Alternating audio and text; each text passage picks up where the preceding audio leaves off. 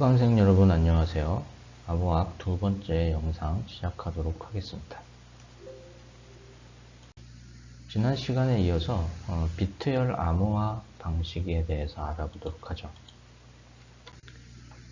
문자 암호에서 비트열 암호는 어떻게 하냐? 먼저 문자열을 비트열로 바꿔줘야 됩니다. 이 문자에 따라서 각 문자를 미진수로 표현할 수 있는 아스키 코드라는 것이 존재하죠.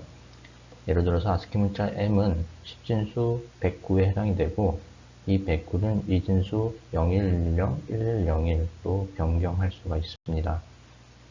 자, 이런 식으로 문자를 비트로 바꿔서 비트 단위의 연산이 가능해진다라고 하게 되면은 이 비트열을 기준으로 암호를 수행할 수가 있다는 점이죠. 비트열을 암호화할 때 사용하는 대표적인 연산이 바로 익스클루시브화라는 연산, 우리나라 말로 배타적 논리학이라고 합니다. 한 비트의 익스클루시브화 연산에 대한 결과를 이 진리표를 통해서 보면 다음과 같습니다. 0하고 0을 익스클루시브화 연산하게 되면 0, 0하고 1은 1, 1하고 0은 1, 1하고 1은 0입니다. 이 각 한 비트에 대한 익스클루시브 연산을 한마디로 정리하자면은 같은 숫자끼리 익스클루시브화는 0이 되고 다른 숫자끼리는 1이 된다라고 할 수가 있어요. 비트열 익스클루시브화 연산이 어떻게 암호화 복호화를 제공해 줄 수가 있냐?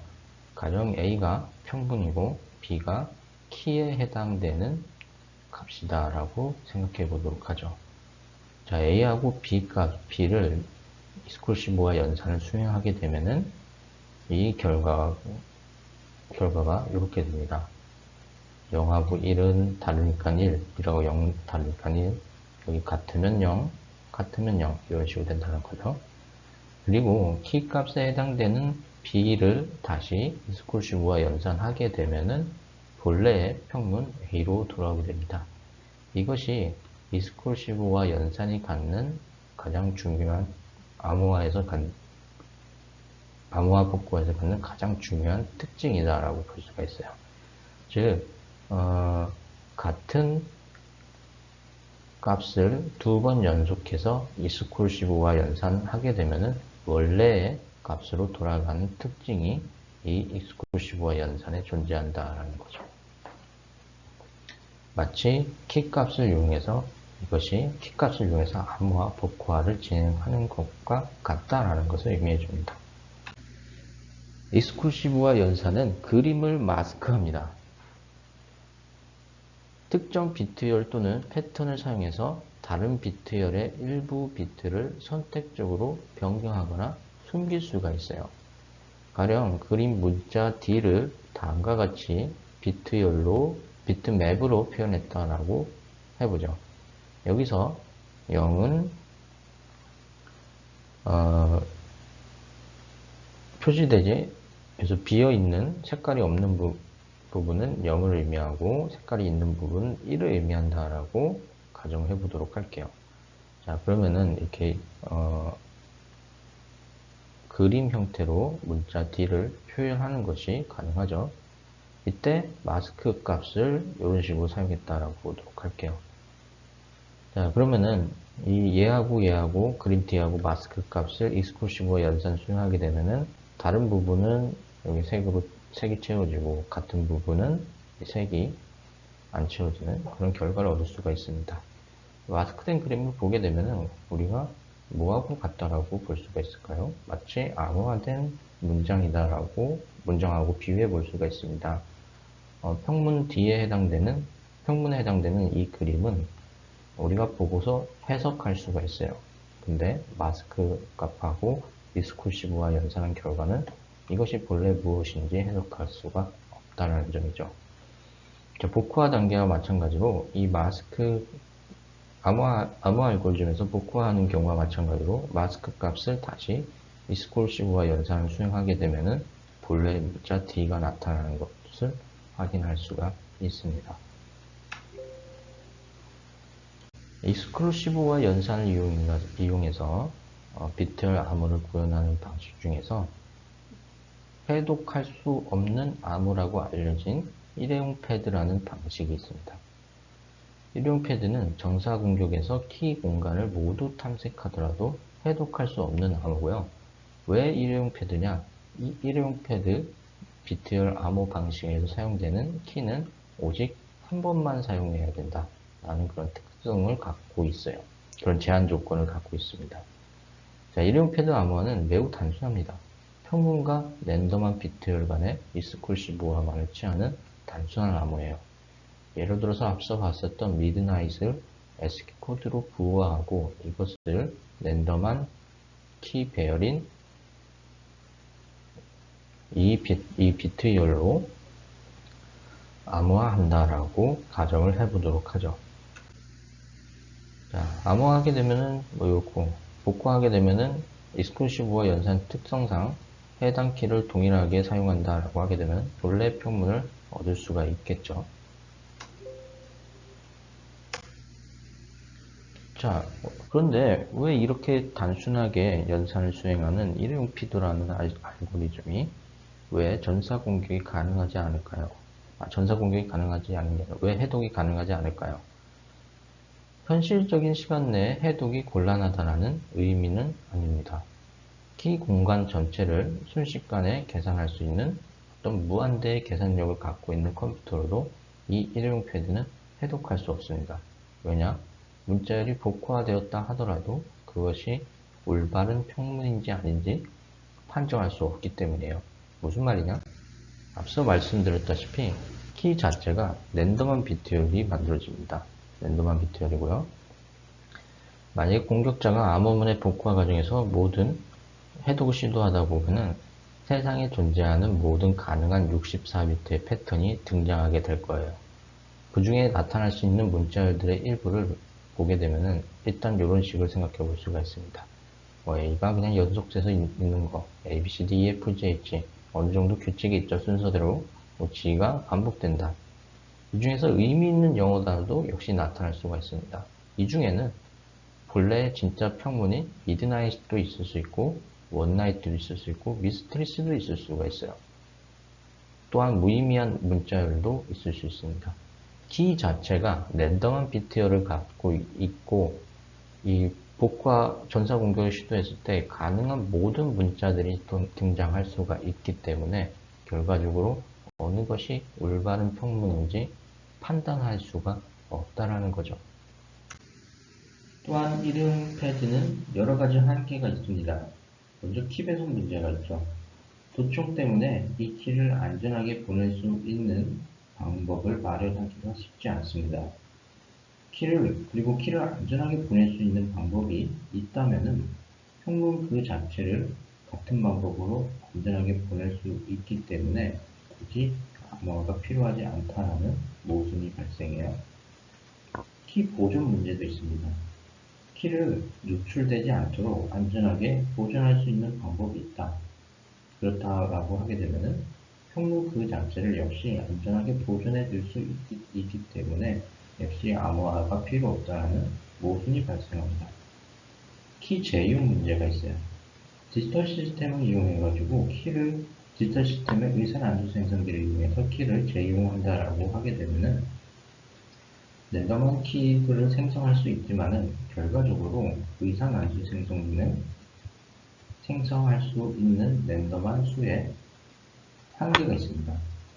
간단히 얘기하면 주기라는 것이 존재하게 되는데 일정 주기, 현재의 의사난주 생성기는 이 주기가 매우 큰 값을 받긴 하지만은 일정 주기에 해당되는 만큼 랜덤한 수를 생성하게 되면은 동일한 랜덤한 수가 그 다음부터 다시 반복되는 형태가 돼요. 즉, 불가피하게 키는 재이용될 수밖에 없는데 과거에 사용한 랜덤한 비트열을 절대로 만약에 재이용한다라고 하게 되면은 완전한 일회용 패드가 될 수 없다는 점이죠. 키 동기화 문제도 있습니다. 만약에 통신을 이용해가지고 키를 전송한다라고 했을 때 통신 오류로 인해서 비트열이 누락이 되거나 오류가 발생할 수가 있어요. 여기서 누락이 된다는 것은 관행 1의 어떤 8비트 보낸다고 했을 때 000이 111 이렇게 된다고 했을 때 특정 비트 하나가 빠져버리는 거고, 5를 하게 되면은 0이 1이 되는 그런 형태가 된다는 거죠. 이렇게 되면은 복구가 제대로 이루어지지 않겠죠. 키 생성 문제도 있습니다. 키 재이용 문제하고 연관되는 건데, 실제 난수를 대량으로 생성할 필요가 있다는 점이 역시 문제가 되죠. 자, 지금부터는 이제부터 과거에 사용했던 대칭 암호 기술의 표준인 DES라는 것에 대해서 살펴보도록 하죠.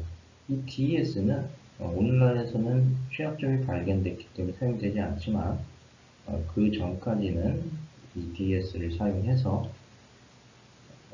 암호화된 통신을 제공을 했다라고 할 수 있습니다.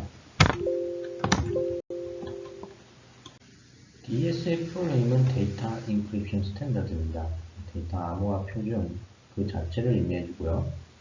역사로 1977년에 미국의 연방정보처리 표준 규격으로 채택된 대칭 암호입니다. 현재는 전사 공격으로 해독할 수 있는 수준이기 때문에 사용하지 않고요. 이 DS 관련해서는 컨테스트들이 있었어요.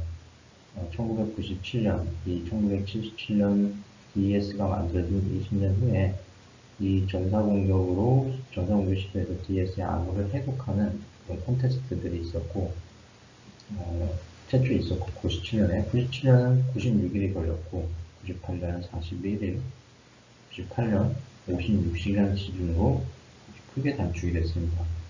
1999년에서는 당시 컴퓨팅 시스템으로 약 22시간 15분 걸렸기 때문에 오늘날 급격하게 컴퓨팅 파워가 발전했죠. 이보다 훨씬 더 작은 시간으로 EDS가 해독이 될 수 있다는 문제가 발견이 돼서 오늘날은 사용하지 않고 일부 새로운 표준인 AES가 사용된다고 할 수가 있어요. DS 암호화 복구화의 특징에 대해서 살펴보도록 하죠. 64비트 평문을 64비트 암호문으로 암호합니다. 대칭 암호로 암호화에 사용하는 키하고 복구화에 사용하는 키가 동일해요. 키의 비트 길이는 56비트입니다. 여기서 키 길이하고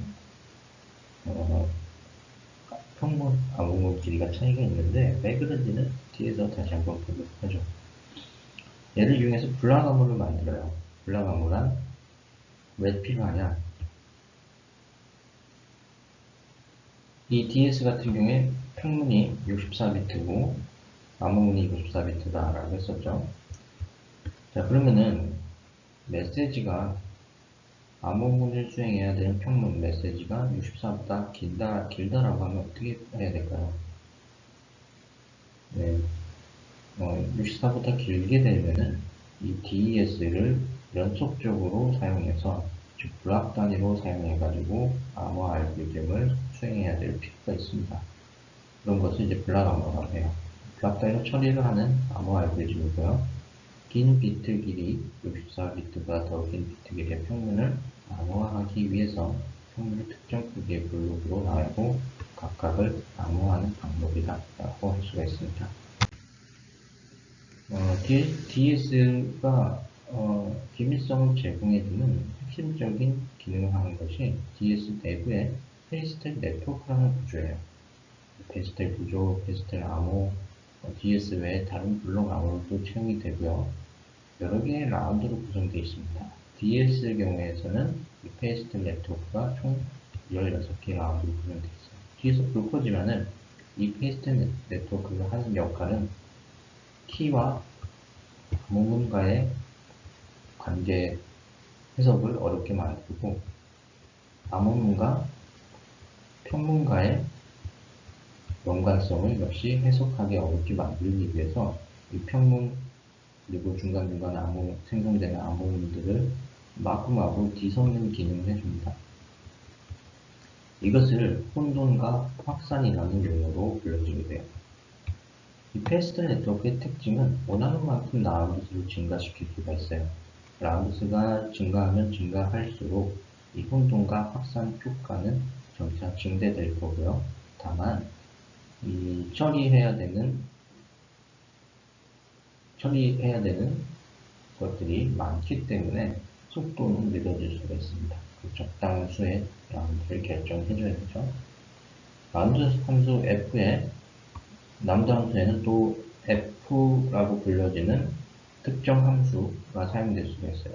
이것은 혼돈하고 확장 역할을 해주는 페이스텔F의 핵심적인 기능을 보여주는 함수다라고 할 수가 있습니다. 그래서 우리 어떤 함수를 사용했는지에 대해서는 딱히 보지는 않을 거고요. 암호하고 복화를 완전한 동일한 구조로 구현하는 것이 가능합니다.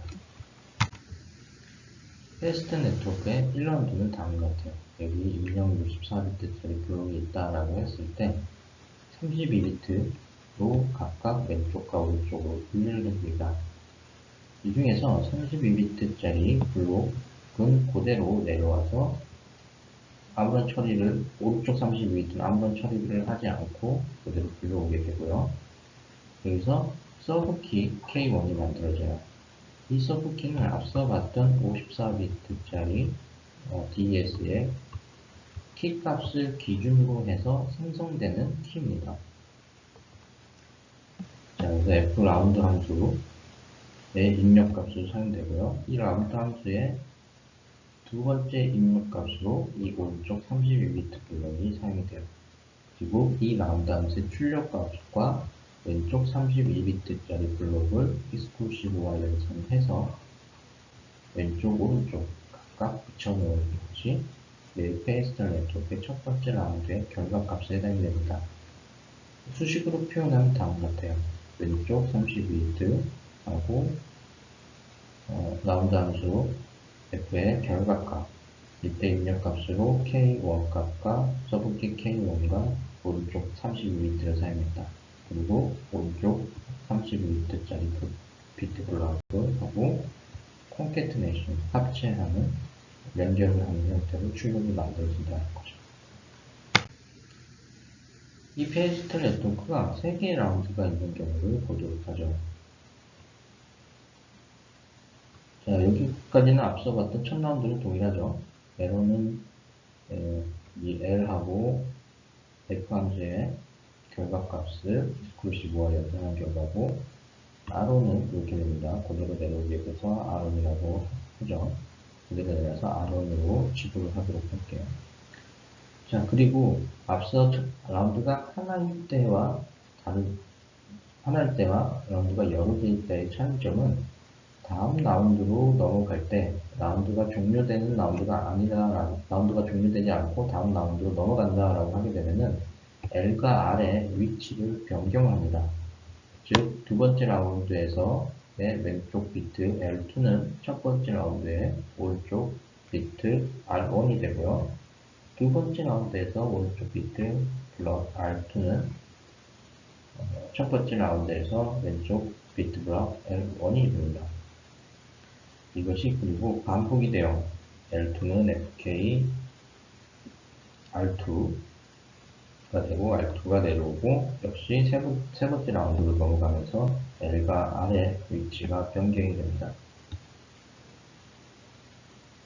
그리고 마지막 라운드에서는 동일한 과정을 거치지만 마지막 라운드에서는 이 값이 L하고 R의 위치가 변경되지 않고 그대로 내려와서 콘캐트네이션 됩니다.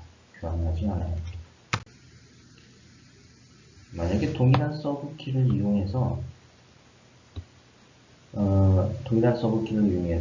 페이스텔 네트워크를 2회 통과한다면 어떻게 될까요?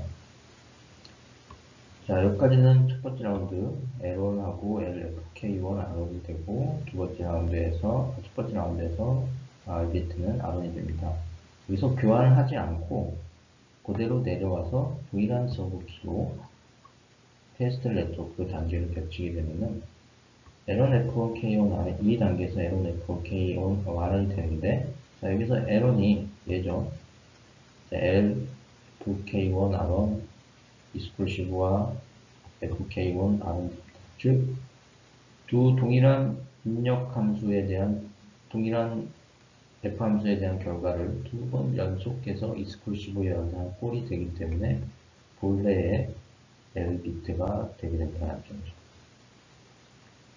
32비트인데 잘못된 거예요. 여기 32, 여기 50이죠. 자, 그래서 여기 R은 그대로 내려오게 되고, 결과적으로 원래 평문이 된다는 겁니다. 3라운드, 만약에, 3라운드, 그 복화 과정을 3개의 라운드에 대해서 확장해서 생각해보면 다음과 같아요. 암호에 대해서 넘겨온 암호화 과정을 서브키 K1부터 K3까지 사용해서 암호화된 결과를 다음과 같이 수식으로 표현할 수가 있죠. 여기서 각각 키를 반대로 사용해가지고 패스트 네트워크를 통과하게 되면은 원래의 평문이 된다라고 할 수가 있습니다. 이것을 한번 따라해 보세요. 이 DS에 대한 DS는 다음과 같이 차분해독법, 선형해독법에 대한 취약한 특성을 갖고 있고요. 차분해독법이나 선형해독법은 수학적으로 조금 굉장히 복잡한 특성을 가지고 있어서 우리가 여기서 자세히 보지는 않을 거고 간단히 언급하고 넘어가도록 하죠. 이 차분해독법 같은 경우에서는 평분의 일부를 변경할 때 암호문이 어떻게 변하는지 관찰해서 조사하는 암호해독법입니다.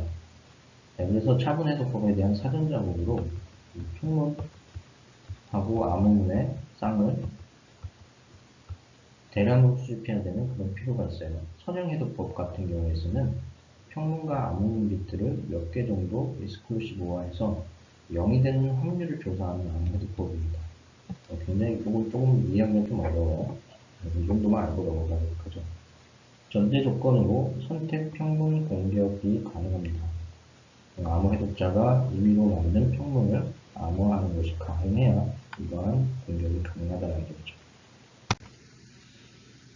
이 DES 같은 경우에서는 전사 공격으로 현실적인 시간 내에 해독이 가능하다는 문제점이 발견됐어요. 아까 99년에 22시간 정도 걸렸죠. 자, 근데 이 DES 같은 경우에는 처음에 설계된 당시에 소프트웨어적인 구현이 아니라 하드웨어적인 구현으로 설계가 돼 있어요. 하드웨어적으로 구현되고 설계가 돼 있었으니까 아마 좀 빠른 처리를 하기 위해서 부득이한 선택이었다고 보죠. 근데 이 하드웨어로 설계하게 되면은 어떤 업데이트나 변경이 필요할 때, 알고리즘 변경이 필요할 때 상당히 제약이 많을 수밖에 없습니다. 근데 하필 당시 이 DS 같은 경우에는 특히 은행권에 관심이 많았었어요. 은행권에 관심이 많고 은행권에 도입이 많이 된 상황인데 이것을 전부 다 바꾼다고 하게 되면 좀 비용이 많이 들어가게 되겠죠.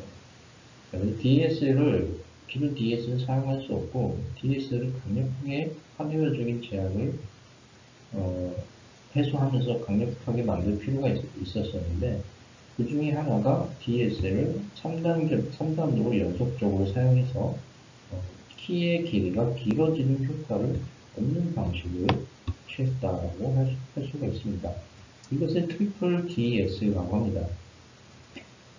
방식은 키는 K1, K2, K3 이렇게 사용하는데 뭐 암호화과 암호화 순으로 형태로 이렇게 쥐어진다라고 볼 수가 있고요.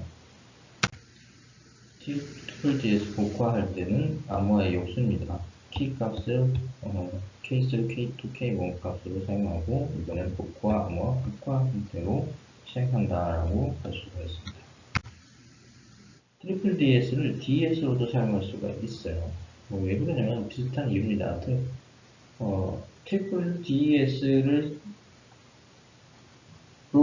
DS에서 트리플 DS로 이 암호 알고리즘을 개선한 시스템을 갖춘 은행들도 있겠지만은 여전히 DS를 사용하는 경우도 있었을 거예요. 그것과 호환을 위해서 다음과 같은 방식을 사용했습니다. 어떻게 했냐? 키를 다르게 하지 않아요. 똑같은 키를 사용해 줍니다. 암호화 복구화 하게 되면은 원래대로 평문 그냥 이 부분은 별 의미 없는 형태가 되겠죠. 의미 없는 처리를 가져올 거고 마지막으로 최종적으로 암호화된 결과만 사용해요. 즉 결과적으로 한 번만 암호화된 효과를 얻을 수 있다. 트리플 DS의 종류를 살펴보면 다음과 같습니다. 모든 키에 같은 비트를 사용하는 것이 DS고요. DS-ED2는 키 1과 키 3에 같은 키를 사용하고 키 2에 다른 키를 사용하죠. 암호화, 복화, 암호화 순서. DS-ED3는 키 1, 키 2, 키 3를 모두 다른 비트를 사용하는 경우입니다. 트리플 DS는 현재 은행에서도 아직 사용하고 있고요. 처리 속도는 빠르지 않습니다. 안정성 면에서 풀려버린 사례가 있고, 우리나라에서는 트리플 DS가 표준이 아닙니다. 우리나라에서 국가 표준은 시드, 아리아 이런 것을 사용하고 있습니다. 자, 이어서 AES라는 이 DS의 후속 대칭 암호 표준에 대해서 보도록 하죠. AES는 Advanced Encryption Standard의 약어예요. 향상된 암호 알고리즘 이렇게 볼 수가 있죠. DS를 대신한 새로운 표준 대칭 알고리즘이고요. AES의 후보로서 다수의 대칭 알고리즘이 제안이 되었었습니다. 그 중에서 린델이라는 대칭 암호 알고리즘이 2000년에 AES로서 선정이 됐어요. AES는 미국의 국립표준기술원인 니스트에서 공모를 했고요. 경쟁 방식으로 표준화를 진행했습니다. 이때 니스트가 새로운 대칭 암호 알고리즘으로서 명시한 조건은 첫 번째, 제한 없이 무료로 이용해야 된다. 그리고 C나 자바로 소프트웨어적으로 구현할 수 있어야 됩니다. 암호 해독에 대한 강도가 충분한지 평가를 해야 되고요. 암호 알고리즘의 설계 규모하고 프로그램을 공개해야 된다. 표준이다라고 하게 되면 알고리즘이나 이런 것들 당연히 공개를 해야 되죠. AES의 최종 후보 및 선정 과정을 보면 다음과 같습니다. 1차 심사에서 약 15개의 알고리즘들이 통과를 했고 2차 심사에서 총 5개가 나타나게 되는데 이 중에서 최종적으로 린델이라는 것이 선정이 됐어요.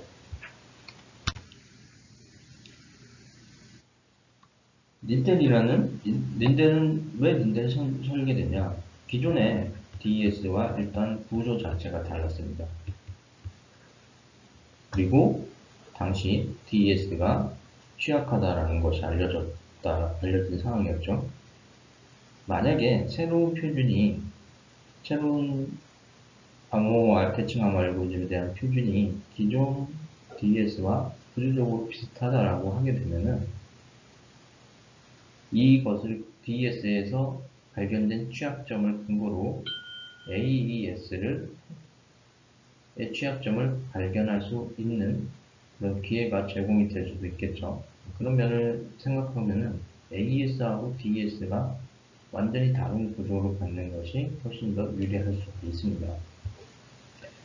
벨기에 연구자 존 데먼하고 빈센트 리먼이 설계한 블록 암호 알고리즘입니다. 블록 길이는 128비트, 키의 비트 길이는 128비트, 256비트, 32비트 여러 가지가 있을 수가 있어요. 린델 알고리즘의 수학적 구조는 수식을 수학적인 조작에 의해서 구조 측면에서 수학적인 조작에 풀 수 있다면 해독이 가능하나 현재는 아직 발견되지 않았습니다. 그래서 안전하다라고 할 수가 있어요. 린델의 암호하고 복화 과정을 살펴보죠. 여러 개의 DES처럼 여러 개의 라운드로 구성이 되어 있습니다. 10개에서 14개의 라운드가 될 수가 있어요.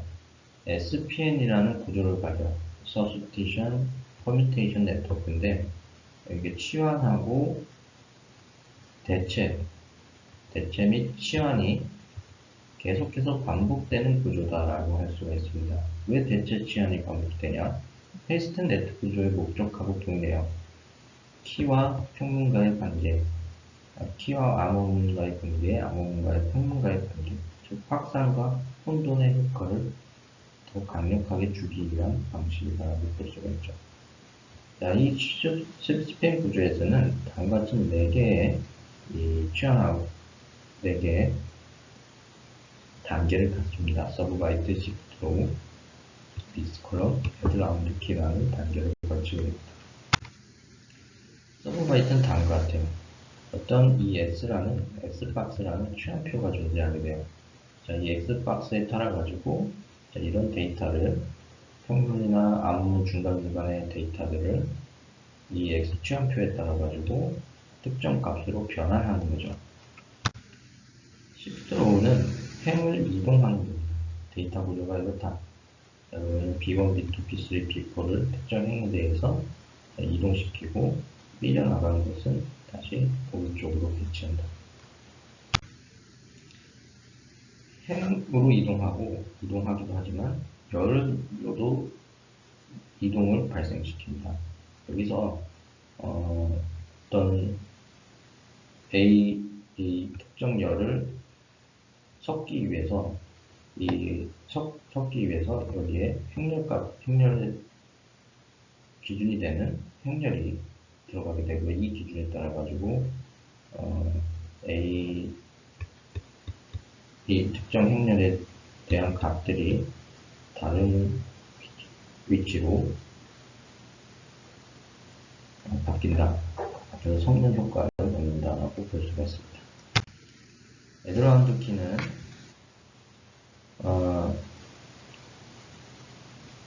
디스크루시브와 연산을 이용해서 이 키에 해당되는 블록하고 이 중간 일과 평균 또는 암호와 중간 단계에 있는 암호를 각각 디스크루시브 연산해서 새로운 키값에 대한 블록하고 디스크루시브 연산을 새로운 값으로 만드는 것이다 라고 볼 수가 있어요.